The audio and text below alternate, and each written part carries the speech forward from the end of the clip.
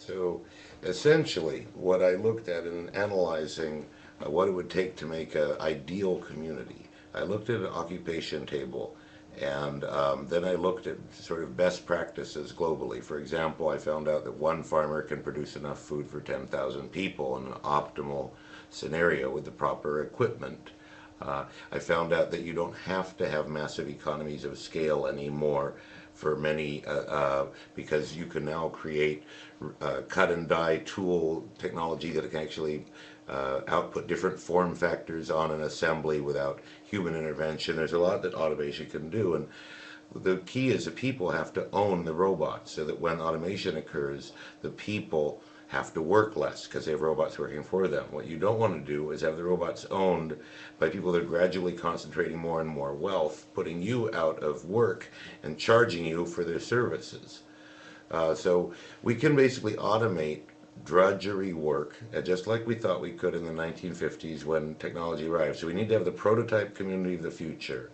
Each of us will have a different utopian vision of what they want their community to be like, and that is exactly right. If we can create some basic ground rules for allowing people to develop highly customized communities throughout the world, there can be many utopias, and most of them, I believe, will be far more successful as social organisms than our current social organisms. So if you imagine the world as a set of cells in a body of humanity, what you'll find is that each sick cell spreads sickness, and a healthy cell will spread health. That is, wealthy communities, wealthy spiritually, socially, as the guy who runs Bhutan likes to say, the gross national happiness. So we want to reposition economics as a vehicle for people's happiness and freedom, because we have the technology to do it. So our first issue confronting us, obviously, is we've built a system around growth. But what we find is that we can automate work out of the system by using automation.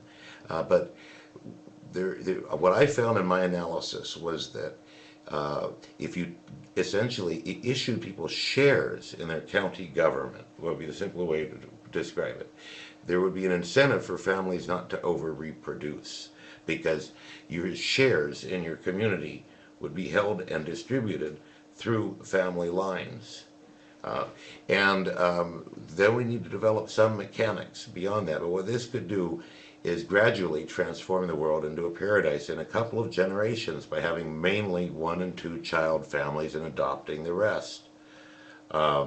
If we could bring the world down to a carrying weight of 1 or 2 billion people over time, we could have seas full of fish again, great wildernesses full of big animals.